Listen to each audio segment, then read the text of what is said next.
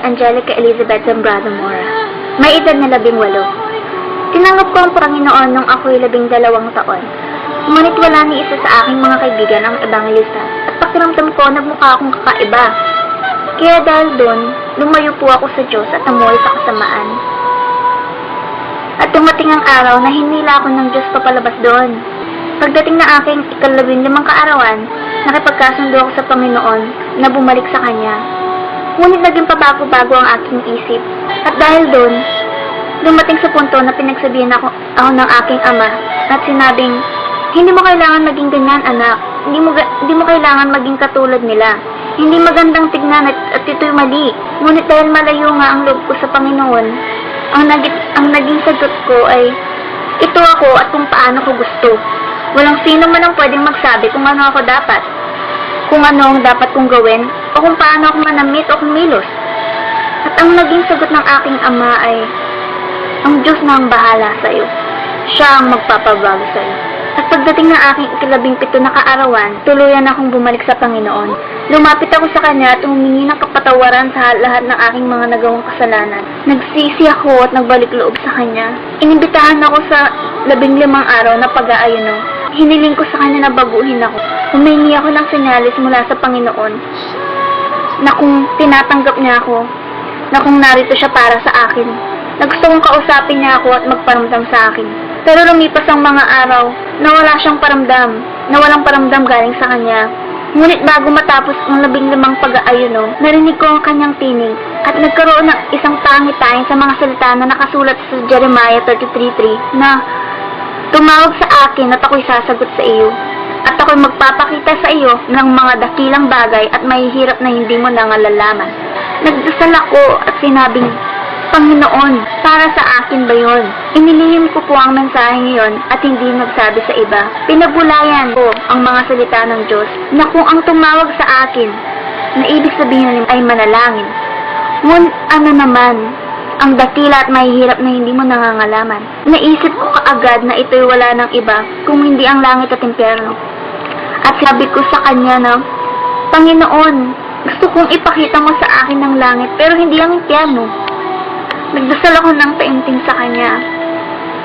At sinabi ko na kung yun ang Kanyang nais, susundin ko. Kahit na ako'y takot na takot, at sinabi ko sa kanya na kailangan niya muna akong baguhin dahil gusto kong magbago para sa kanya. Magmula noon, araw-araw akong nagdasal sa kanya hanggang dumating ang buwan ng Nobyembre kung saan isang lingkod ng Panginoon ang dumalaw sa aming bahay upang magbigay ng mensahe mula sa Panginoon na kailangan ko daw maghanda dahil malapit nang ipakita sa akin ang kaharian ng langit at impyerno. Tinanong ko siya kung paano niya nalaman dahil wala akong pinagsabihan tungkol dito. At ang naging sagot niya sa akin ay, ang Diyos na iyong pinaglilingkuran at pinupuri, parehong Diyos na aking ding pinupuri, ang nagsabi sa akin. At pagkatapos na nagdasal kami kasama ang ibang pamilya at ibang kasamahan sa simbahan. At habang nagdadasal, ay biglang lumiwanag at nakita ko ang pagbukas ng langit na may dalawang anghel na pababa. Tinanong ko ang mga ito kung bakit sila naparito at ang sabi nila, narito kami para sa isang misyon. Narito kami dahil kailangan mong makita ang langit at impyerno. Magmula noon ay hindi ako iniwan ng mga anghel hanggat hindi dumating ang takdang araw. At kahit saan ako pumunta, nakasunod sila sa akin. Mula paaralan hanggang sa pag-uwi ng bahay. Napakatangkad ng mga anghel. Napakaganda nilang tingnan at napakaganda nilang kanilang pakpak. Maningning ang mga ito nakasuot ng kristal na sandals at ang banal na puting damit. At ang lingkod ng Panginoon na dumalaw sa aming bahay ay pinagsabihan ako na kailangan kong maging handa, na kailangan kong ihanda ang sarili ko dahil malapit ko nang makita ang langit at impyerno. At para makita ito ay kailangan kong mamatay. Hindi ito naging madali para sa akin. Tinanong ko siya kung paano ako mamamatay dahil nga napakabata ko. At ang naging sagot niya ay, wala kang kailangan ipag-alala. Lahat ng bagay sa Diyos ay perpekto. Noong ikapito ng Nobyembre, habang pauwi ng bahay, nakarinig ako ng isang tinig na nagsabing, maging handa, dahil ang araw na ito ang iyong kamatayan. Alam ko na ang tinig na iyon ay mula sa banal na espiritu. At sinabi kong, Panginoon, hindi ko nais na mamatay ngayon. Ngunit inulit niya ang kanyang sinabi na, maging handa, dahil ang araw na ito ang iyong kamatayan. Sinabi niya ito ng mas malakas na mahigit na puwersa. At kahit na ako'y takot na takot, sinuko ko ang aking sarili. At nung kauwi ng bahay, naroon ang aking pamilya, mga sister sa simbahan at ang lingkod ng Diyos na dumalaw sa amin dati. Sinabi niya na kailangan akong pahiran ng langis. At habang ako'y pinapahiran, pakiramdam ko ay binabalutan ako ng hindi maipaliwanag na bagay na nakapaligid sa akin. Na parang sandata na hindi man lang nila ako mahawakan. At habang nananalangin, biglang sumikip ang aking dibdib at nahirapan ng huminga. Nagsimulang sumakit ang aking tiyan at puso, pati na rin ang buo kong katawan.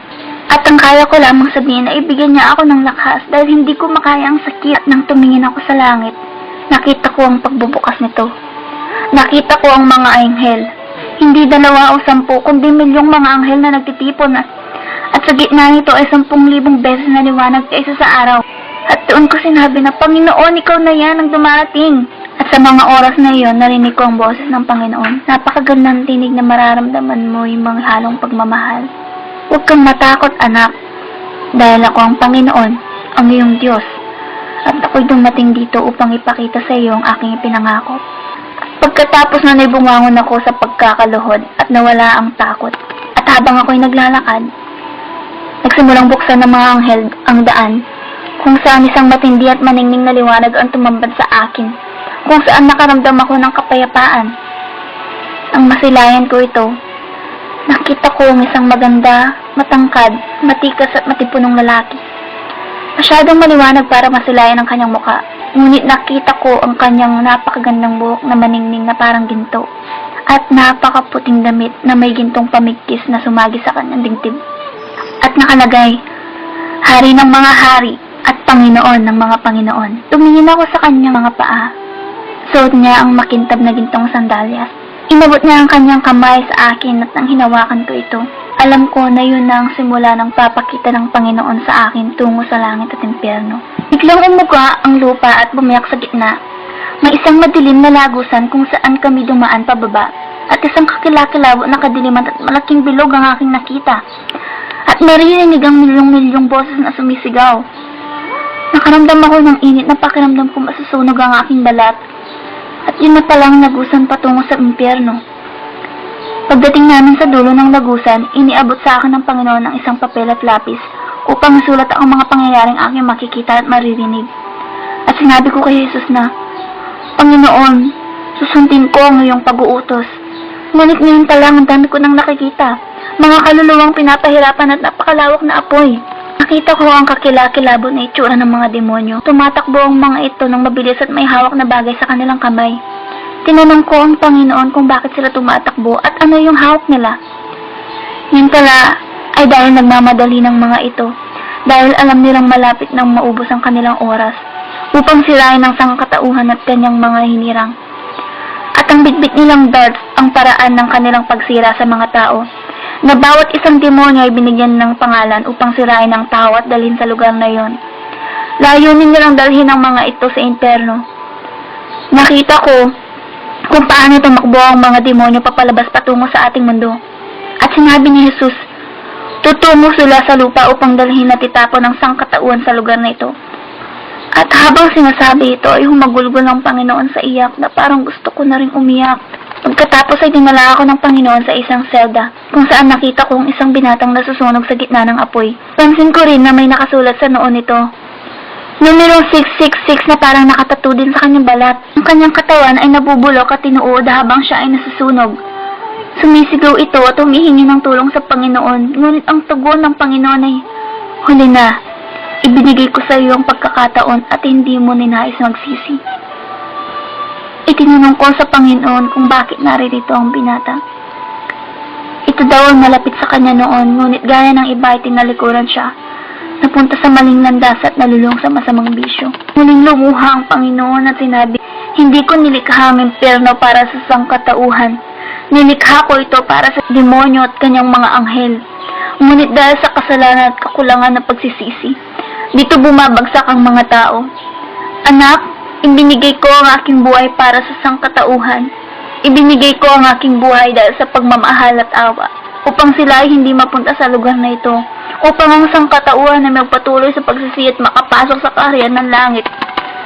Doon ko nakita kung gaano hindi matiis ng Panginoong pagluha dahil sa sakit na kanyang nadama habang pinagmamasdan ng mga tao sa impyerno. Sadyang nakakakilabot at nakakatakot ang lugar na iyon. Ngunit dahil kasama ko ang Panginoon, pakiramdam ko ako'y ligtas. Itinanong ko siya kung may kamag-anak ako sa lugar na iyon. At dinala niya ako sa kabilang selda kung saan nakita ko ang isang babaeng inuud ang kanyang mukha at mga demonyong walang tigil sa pagsaksak sa kanyang katawan. Sumisigaw ito at humihingi ng tulong sa Panginoon. Nagmamakaawa na patawarin at ilabas sa lugar na yon kahit sa loob lamang ng 1 minuto. Hindi ako makapaniwala na makakakita ako ng isang kamag-anak sa lugar na yon. Iyon ang aking lola. Dahil sa hindi pagpapatawad, hindi rin siya pinatawad ng Panginoon. Ayon sa Panginoon, may pag-asa kapag magpatawad habang ikaw ay nasa lupa, at ang mga hindi marunong magpatawad ay hindi makakapasok sa kaharian ng langit. Habang kami ay paalis sa lugar na yon, nakita ko na napakaraming kaluluwa na nahihirapan at nasusunog sa impyerno. Karamihan sa kanila ay niabot ang kanilang kamay upang humingi ng tulong at pakiusapan ng Panginoon na ilabas sila. Ngunit wala nang magawa ang Panginoon at bigla niyang sinabi sa akin na masakit para sa akin na makita ang bagay na ito. Kaya pakiusap, sabihin mo sa mga tao na habang sila ay nabubuhay sa mundo, may pag-asa pa silang magsisi. Bago kami umalis, may huling tugon pang pinakita sa akin ng Panginoon.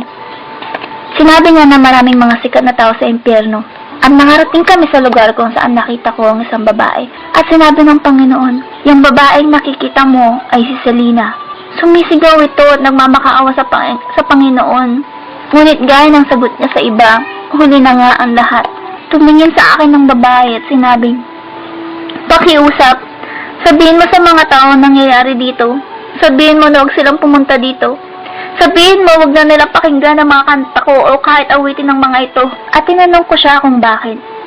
Sinabi niya na bawat oras na ipatugtog at awitin ng kanyang mga kanta ay lalo siyang pinahihirapan sa impyerno at hahagisan ng sibat ng mga demonyo. Maliban dito ay lumalapit din ang mga tao papunta sa impyerno. Tinignan ko ang buong lugar at punong-puno ito ng mga artista at singer na namatay na. Wala silang ginawa kundi magkanta ng walang tigil. Sinabi ng Panginoon na, anak, kung ano man ang ginagawa ng isang tao sa lupa at hindi pa nagsisisi, ayun din ang gagawin dito. At dinala ka ng Panginoon sa lugar kung saan nakita ko ang isang kilalang tao. Noon, akala ko, lahat ng tao na mamatay ay napupunta sa langit. Na lahat ng